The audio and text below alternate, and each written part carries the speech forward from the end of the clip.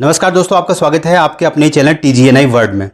Corona महामारी की वजह से लगे लंबे लंबे लॉकडाउन तथा चाइना की जीरो कोविड पॉलिसी के चलते दुनिया की सप्लाई चेन के डिस्टर्ब होने और करंट में चल रहे रशिया यूक्रेन वॉर, इन सभी घटनाओं की मार अब दुनिया के कई देशों के साथ साथ यूरोप को भी अपनी चपेट में ले रही है। यूरोप में भी महंगाई 7वें आसमान पर पहुंच चुकी है। वो यूरोप जो अब तक रशिया यूक्रेन वॉर में यूक्रेन को सपोर्ट कर रहा था, साथ ही हथियार और फंड प्रोवाइड करके रशिया को नुकसान पहुंचा रहा था और इस युद्ध को लंबा खींच रहा था ताकि रशिया की अर्थव्यवस्था को तबाह किया जा सके, आज खुद महंगाई की मार खाने को मजबूर हो चुका है। रशिया यूक्रेन युद्ध से फूड सप्लाई को बहुत नुकसान पहुंचा है। यूक्रेन और रूस गेहूं, फर्टिलाइजर और दूसरे फूड आइटम के बड़े सप्लायर देश थे, पर युद्ध की वजह से ये दोनों ही देश फूड आइटम को एक्सपोर्ट नहीं कर पाए, जिससे दुनिया भर में फूड संकट आ गया और फूड आइटम्स के प्राइस रातों रात बढ़ गए। साथ ही इन यूरोपीय देशों ने रूस पर कई तरह के प्रतिबंध लगाए, जिसका जवाब रूस ने इन देशों को दी जाने वाली गैस की सप्लाई रोक के दिया, जिससे पूरे यूरोप में फ्यूल क्राइसिस आ गया और ईंधन की कमी ने महंगाई को और ज्यादा बढ़ा दिया। यूरोप के अधिकतर देश फ्यूल की सप्लाई के लिए मोस्टली रूस पर ही डिपेंड करते हैं, सो राष्ट्रपति पुतिन ने गैस डिप्लोमेसी का सहारा लेकर इन देशों को लाइन पर लाने का प्रयास किया। अपनी करेंसी को बचाने के लिए डॉलर की जगह रूबल, जो कि रशियन करेंसी है, उसी में गैस की पेमेंट करने को यूरोपीय देशों को मजबूर किया गया ताकि रशियन करेंसी की वैल्यू को बढ़ाया जा सके। जिसने भी रूबल में पेमेंट करने को मना किया, उस देश की गैस की सप्लाई बंद कर दी गई। सो हारकर इन यूरोपीय देशों ने रूबल में पेमेंट करना शुरू कर दिया। अब इन देशों में महंगाई का हाल इस कदर बेहाल हो चुका है कि सरकार अपनी जनता के लिए कई तरह के राहत पैकेज की घोषणा कर रही है। यूरोप का आर्थिक पावर हाउस कहे जाने वाले देश जर्मनी ने लोगों को राहत देने और देश की अर्थव्यवस्था को चलाए रखने के लिए 65 अरब यूरो यानी कि करीब 5.15 लाख करोड़ रुपए के पैकेज की घोषणा की है।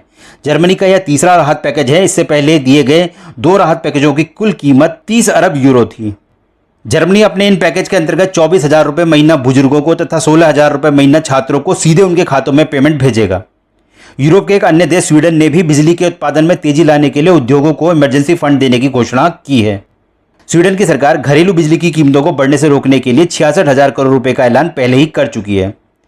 यूरोपीय देश फिनलैंड ने भी बिजली की कीमतों में बढ़ोतरी को रोकने के लिए 1.83 लाख करोड़ रुपए का प्रस्ताव रखा है।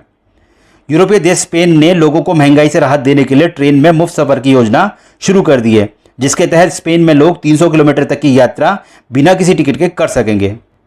स्पेन में महंगाई दर 11% के करीब पहुंच चुकी है।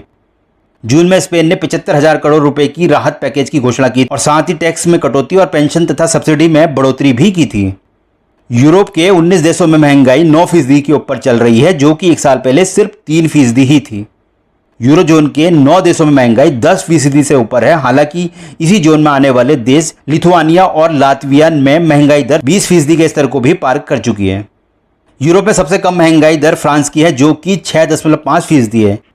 अभी अक्टूबर से गैस और बिजली के दाम दोगुने होने की संभावना है, क्योंकि रूस ने गैस की सप्लाई में भारी कटौती की है। ऐसी स्थिति में महंगाई और अधिक बढ़ेगी और यूरोपीय जनता को और अधिक परेशानियों का सामना करना पड़ेगा। रूस यूक्रेन युद्ध का असर दुनिया के कई देशों की अर्थव्यवस्था को तबाह कर सकता है। इस युद्ध से होने वाले फूड क्राइसिस और फ्यूल क्राइसिस को छोटे छोटे गरीब देश झेल नहीं पाएंगे। ऐसे में आपकी क्या राय है? क्या अमेरिका समेत इन बड़े यूरोपीय देशों और बड़े संगठनों जैसे कि G7 और नाटो को एक साथ आकर इस युद्ध को रुकवाने के लिए यूक्रेन और रूस को एक टेबल में लाकर शांति वार्ता का प्रयास करना चाहिए, ताकि आगे और अधिक तबाही को रोका जा सके, क्योंकि ये युद्ध दुनिया की अर्थव्यवस्था को बहुत भारी पड़ रहा है। आपकी इसमें क्या राय है? कृपया अपने विचार हमें कमेंट्स करके जरूर बताएं। धन्यवाद। यदि आप इस वीडियो को YouTube में देख रहे हैं तो कृपया चैनल को बेल आइकन के साथ सब्सक्राइब जरूर करें, और यदि Facebook या फिर Instagram में देख रहे हैं तो कृपया पेज को फॉलो करना ना भूलें। धन्यवाद।